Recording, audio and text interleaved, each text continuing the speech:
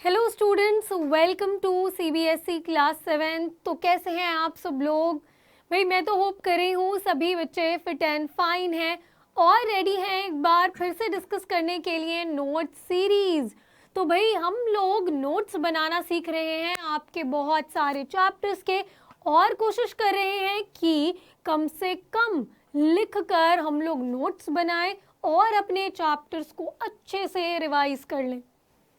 तो हर क्लास में मैं आपको बोलती हूँ बेटा ये जो नोट्स की सीरीज़ है ये हमारे जो अभी बच्चे क्लास 7th में आए हैं उनके लिए भी बहुत इम्पोर्टेंट है और जो क्लास 7 से जा रहे हैं उनके लिए भी बहुत इम्पोर्टेंट है। तो यहाँ हम लोग पूरे चैप्टर को फ्लो चार्ट्स की फॉर्म में या फिर हम उसे एक हायरार्की बनाते हैं जिससे आपको याद रखने में चीज़ें बहुत आसान होती हैं। तो आज मैं एक बहुत ही डिफ़िकल्ट चैप्टर के बनाने वाली हूँ नोट्स जिससे आप बहुत ज़्यादा डरते हो और वो है हमारा लाइट चैप्टर। तो भाई कैसे कम से कम लिखकर और हमें पूरा चैप्टर पढ़ना ना पड़े, हमें अपनी डेफिनेशंस लंबे लंबे क्वेश्चन आंसर्स ना पढ़ने पड़े, फिर भी हमें चैप्टर आ जाए, ये कैसे होगा? तो ये होगा आज की क्लास देखकर। तो अगर आप अभी अभी क्लास 7th में आए हो तो आपके लिए ये चैप्टर जल्दी से समझने की बहुत अच्छी ट्रिक है और अगर आप मेरे साथ नोट्स बनाते जाओगे तो आपको ये चैप्टर दोबारा पढ़ने की ज़रूरत नहीं पड़ेगी। और अगर ये चैप्टर अब आपके एग्जाम में आने वाला है तो भी बस मेरे साथ नोट्स बना लो और ये मेरी गारंटी है दोबारा चैप्टर नहीं पढ़ोगे। ठीक है, तो भाई लाइट चैप्टर के नोट्स हम बनाना स्टार्ट कर लेते हैं।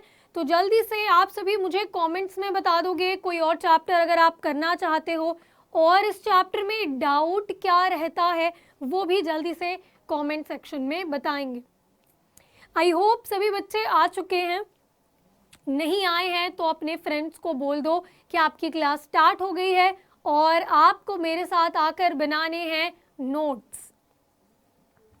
ऑल राइट भाई, तो अब हम लोग क्या करेंगे, सबसे पहले लाइट के बारे में थोड़ी सी बेसिक इंफॉर्मेशन अपने पास लिख लेंगे। तो बेटा हम लोग बात कर रहे हैं लाइट की। लाइट क्या करती है हमारे लिए? तो light help us to see है, light help us to visualise, है ना, चीज़ों को विजुअलाइज करने में मदद करती है। तो मैं कह देती हूँ light help us to see things। तो हम अपने आसपास की चीजें लाइट की मदद से ही देख पाते हैं।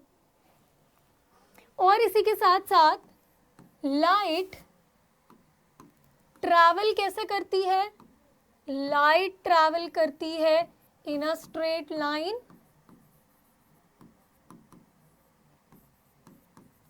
तो लाइट ट्रैवल करती है स्ट्रेट लाइन में, जिसे हम लोग रेक्टिलिनियर प्रोपगेशन ऑफ लाइट भी कहते हैं। इसी के साथ साथ लाइट रिफ्लेक्ट भी करती है। क्या शो करती है? लाइट रिफ्लेक्शन शो करती है। तो this is change in direction of light. तो यहाँ पर क्या है? Change in direction of light क्या कहलाता है? रिफ्लेक्शन कहलाता है। लाइट बच्चों कुछ ऑब्जेक्ट्स अपने अंदर से एमिट करते हैं बट कुछ ऑब्जेक्ट्स लाइट को एमिट नहीं करते हैं। तो अगर हमारे पास ऐसे ऑब्जेक्ट्स हैं जो अपने अंदर से लाइट नहीं निकाल रहे हैं, उन्हें हमें देखना है तो वो किसकी मदद से देख पाते हैं? हम लाइट के रिफ्लेक्शन की मदद से उन्हें देख पाते हैं। तो अब क्या करेंगे, हम लोग देखेंगे ऑब्जेक्ट्स के बारे में। तो लाइट से रिलेटेड कुछ ऑब्जेक्ट्स हमने क्लासिफाई कर लिए हैं, जैसे कि कुछ ऑब्जेक्ट्स को हम कहते हैं ट्रांसपेरेंट ऑब्जेक्ट्स। क्या कहते हैं इन्हें? ट्रांसपेरेंट कहते हैं। Some are translucent and some are opaque. ठीक है, क्या क्या है, कुछ ट्रांसपेरेंट होते हैं, कुछ ट्रांसलूसेंट होते हैं और कुछ ओपेक होते हैं.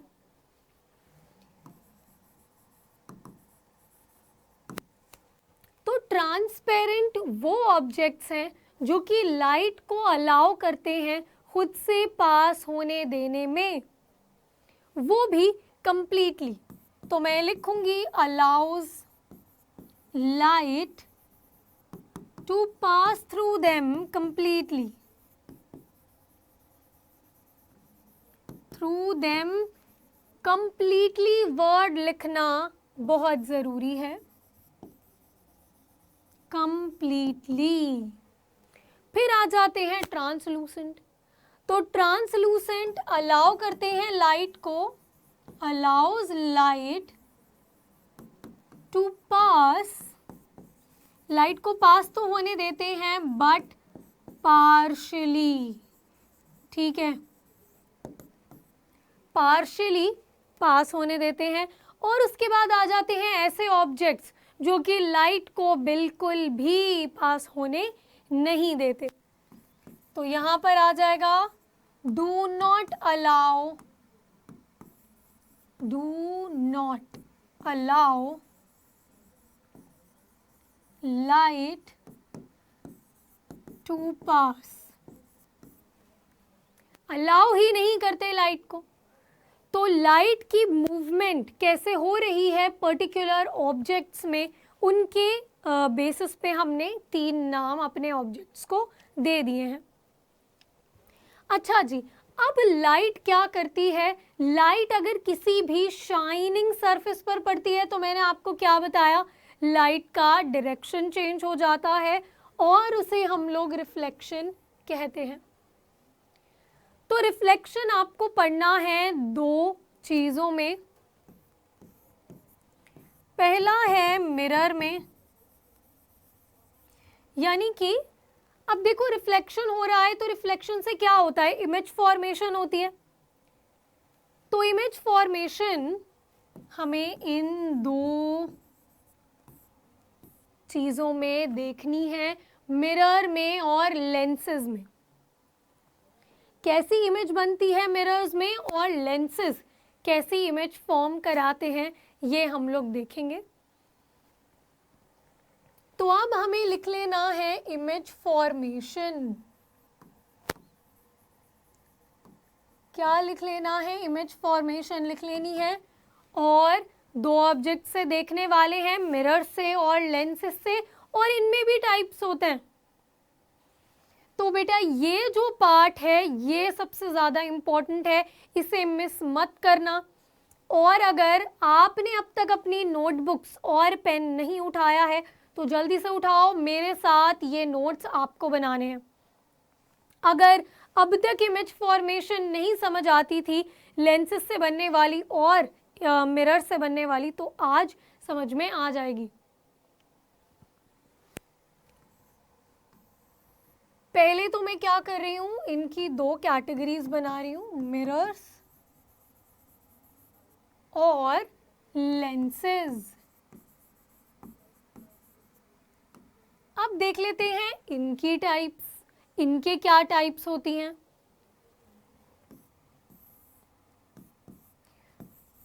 तो मिरर्स हमारे कॉनकेव हो सकते हैं और कॉन्वेक्स हो सकते हैं. सेम ही हमारे लेंसेज के साथ भी होता है, लेंसेज भी कॉनकेव होते हैं और कॉन्वेक्स होते हैं.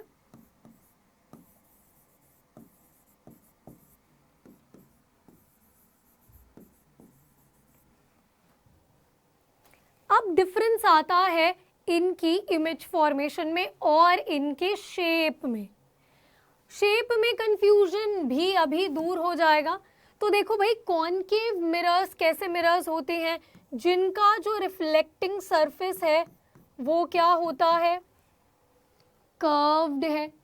ठीक, इनको हम लोग क्या कहते हैं, स्फेरिकल मिरर्स भी कहते हैं हम इन्हें. और यहाँ पर क्या पाया जाता है, यहाँ पर पाया जाता है अंदर की तरफ गया हुआ रिफ्लेक्टिंग सरफेस। और अगर मैं कॉन्वेक्स की बात करूं तो कॉन्वेक्स में हमें रिफ्लेक्टिंग सरफेस मिलता है जो बाहर की तरफ आया हुआ है, ये है हमारा रिफ्लेक्टिंग सरफेस। कॉनकेव में बनने वाली इमेज कैसी होती है ये डिसाइड करते हैं, ये लिख लेते हैं एक बार। तो कॉनकेव में बच्चों इमेज वर्चुअल एंड इरेक्ट भी बनती है, रियल एंड इन्वर्टेड भी बनती है। दोनों टाइप्स की इमेजेस यहाँ पर बनती हैं। वर्चुअल एंड इरेक्ट इमेज बनती है जब आपने ऑब्जेक्ट को मिरर के बहुत करीब रखा होगा। जब आप किसी मिरर के पास किसी ऑब्जेक्ट को बहुत पास रखोगे तो आप देखोगे कि वर्चुअल एंड इरेक्ट इमेज बनेगी। और अगर वर्चुअल एंड इरेक्ट इमेज बन रही है वो हमारा कौन सा मिरर हो जाएगा? कॉनकेव मिरर हो जाता है। साथ साथ में ये इमेज मैग्नीफाइड भी होती है। ये इमेज आपको मैग्नीफाइड भी नजर आती है, बड़ी इमेज होती है। फिर वर्चुअल एंड इरेक्ट के साथ साथ हमें रियल एंड इन्वर्टेड भी मिलती है। पहला ये हुआ, दूसरी हमें रियल एंड इन्वर्टेड भी देखने को मिलती है जब ऑब्जेक्ट दूर जाएगा। तो ऑब्जेक्ट दूर जाता जाएगा, इमेज छोटी होती जाएगी और साथ में रियल और इन्वर्टेड भी बन जाएगी।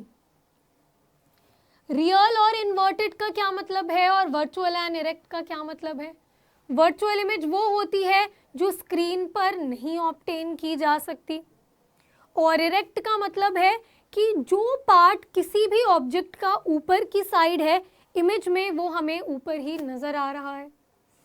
इन्वर्टेड इमेज होती है, मान लो पेन मैंने ऐसे रखा लेकिन इमेज उल्टी बन रही है, तो दैट इज इन्वर्टेड। और रियल इमेज होती है जिसमें इमेज स्क्रीन पर बनती है, बनेगी तो रियल, नहीं बनेगी तो वर्चुअल, सीधी बनेगी तो इरेक्ट, उल्टी बनेगी तो इन्वर्टेड। फिर कॉन्वेक्स मिरर की बात करेंगे तो कॉन्वेक्स मिरर में चाहे आपने ऑब्जेक्ट पास रखा हो या आपने ऑब्जेक्ट दूर रखा हो, इमेज हमेशा बनेगी।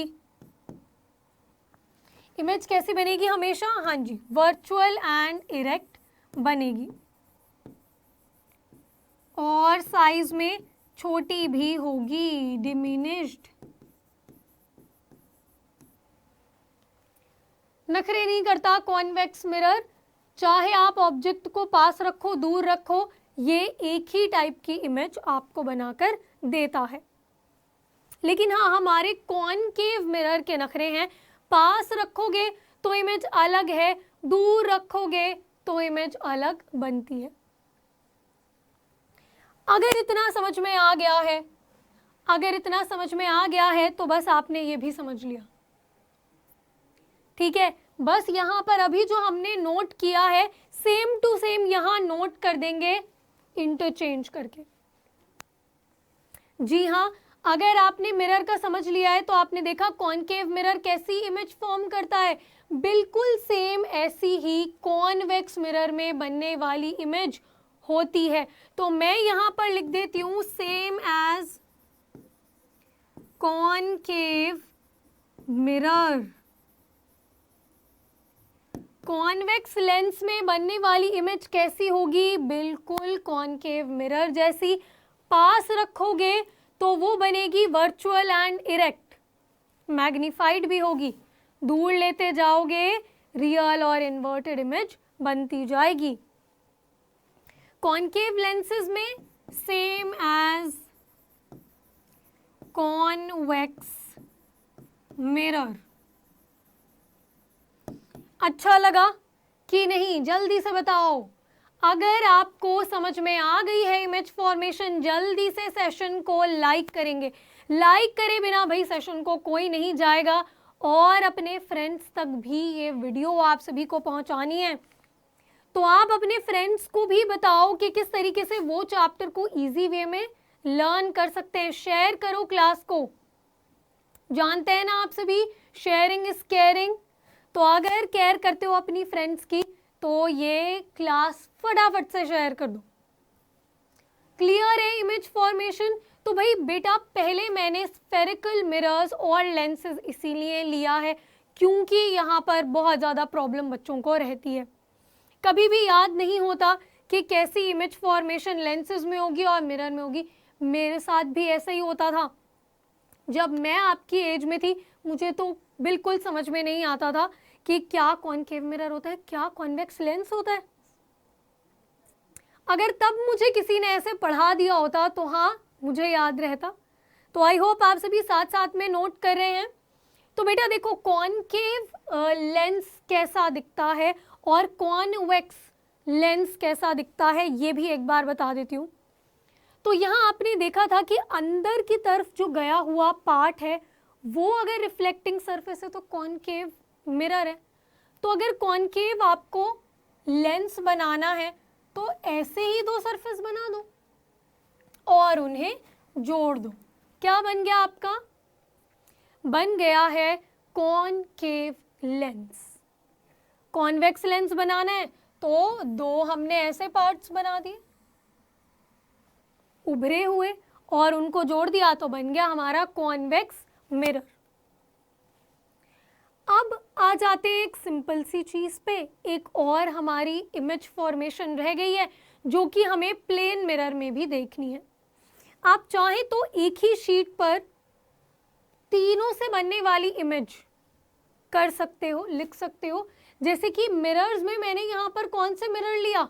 मैंने लिया यहाँ पे स्फेरिकल मिरर, लेकिन अभी कौन सा मिरर रह गया है मेरे पास? अभी प्लेन मिरर की जगह रह गई है। तो आप चाहें तो इसे यहीं पर ड्रॉ कर सकते हैं, यहीं पर नोट कर सकते हैं प्लेन मिरर। मैंने नहीं किया है क्योंकि फिर आपको विजिबल नहीं होगा। तो प्लेन मिरर से बनने वाली, चलो पार्टीशन कर कर इधर ही लिख देते हैं। प्लेन मिरर से बनने वाली जो आपकी इमेज होगी वो क्या कैरेक्टरिस्टिक्स शो करेगी? चलो एक बार इधर ही मैं नोट कर देती हूँ। तो यहाँ पर होती है वर्चुअल एंड इरेक्ट। और इमेज कैसी होती है? डिमिनिश्ड होती है। आप चाहें तो अपनी लैंग्वेज में लिख दो, छोटी इमेज बनती है। प्लेन मिरर हम सभी के घर में होता है, डेली हम लोग प्लेन मिरर में खुद को देखकर तैयार होते हैं। तो बस जैसी आपको अपनी इमेज दिखती है वो पॉइंट्स यहाँ पर लिख दो। कैसी दिखती है इमेज? आप शीशे के सामने अगर खड़े होते हो तो क्या आप उल्टे नजर आते हो? नहीं, जैसे खड़े हो वैसे ही नजर आते हैं ना। तो कह देंगे इमेज इरेक्ट है। ठीक है, तो इरेक्ट है इमेज। और साथ में बेटा ये जो इमेज होती है इसको आप स्क्रीन पर ऑब्टेन नहीं कर सकते, वर्चुअल भी होती है। प्लेन मिरर से बनने वाली इरेक्ट एंड वर्चुअल हो गई। सेम साइज की होती है इमेज और सेम डिस्टेंस पर भी बनती है। ठीक है, सेम साइज, सेम डिस्टेंस। और जो लास्ट में सबसे इंपॉर्टेंट पार्ट है वो कौन बताएगा मुझे? सभी ने अपने आप को प्लेन मिरर में जरूर देखा होगा। चलो मैं समझती हूँ कॉनकेव कॉन्वेक्स आपने नहीं देखे हो सकता है, बट यहाँ पर तो सभी बच्चे बता पाएंगे क्या आना चाहिए।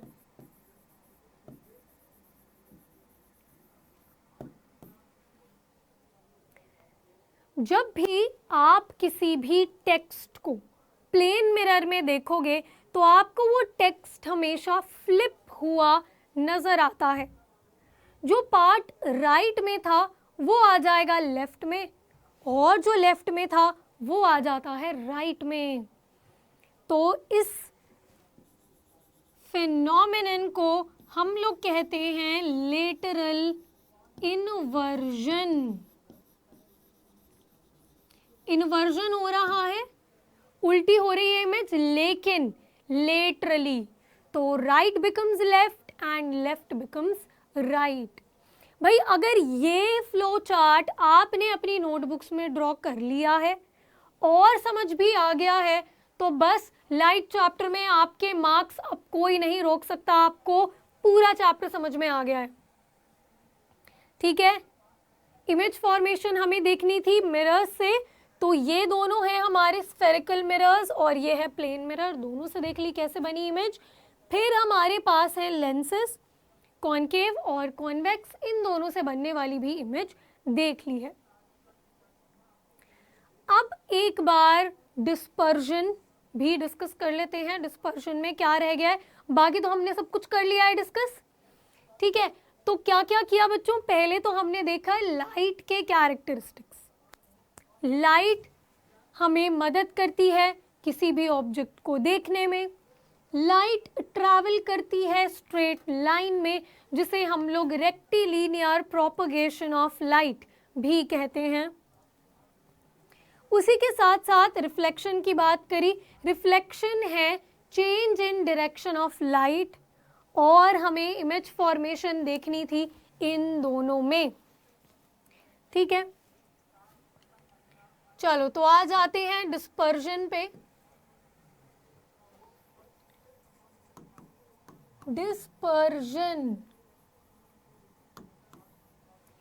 डिस्पर्जन में सबसे पहले आपको समझ लेना है क्या होता है। वाइट लाइट जो कि हमें कैसे दिखती है, वाइट ही दिखती है, एक्चुअली वो बनी होती है 7 डिफरेंट कलर्स से।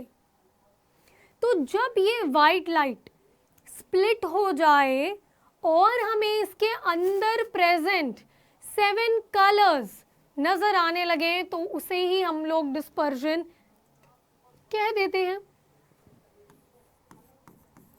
तो लिख देंगे स्प्लिटिंग ऑफ वाइट लाइट। किसकी स्प्लिटिंग की बात कर रहे हैं बेटा, वाइट लाइट की स्प्लिटिंग की बात कर रहे हैं इनटू इट्स constituent colors